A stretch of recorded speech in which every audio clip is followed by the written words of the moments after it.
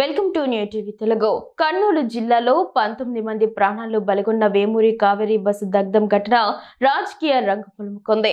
ఈ ప్రమాదంపై సోషల్ మీడియాలో తప్పుడు సమాచారాన్ని ప్రచారం చేస్తున్నారన్న ఆరోపణలతో పోలీసులు 27 మందిపై కేసు నమోదు చేశారు.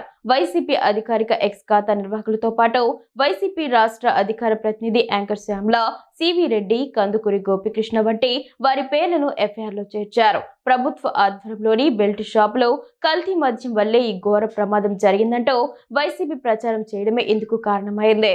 ఈ ప్రచారంపై కర్నూలు మండలం బి తాండ్రాపాడుకు చెందిన పేరు పోగు వేణు ములయ్య పోలీసులకు ఫిర్యాదు చేశారు. ఆయన ఫిర్యాదు ఆధారంగా కర్నూలు తాలూకా అర్బన్ పోలీసులు కేసు నమోదు చేసి దర్యాప్తు చేపట్టారు. అక్టోబర్ 24వ తేదీ తెల్లవారుజామున హైదరాబాద్ నుంచి బెంగళూరు వెళ్తున్న వేమూరి కావేరీ ట్రావెల్స్ బస్సు కల్లూరు మండలం చిన్నటేకూరు వద్ద దగ్ధమైన విషయం తెలిసిందే.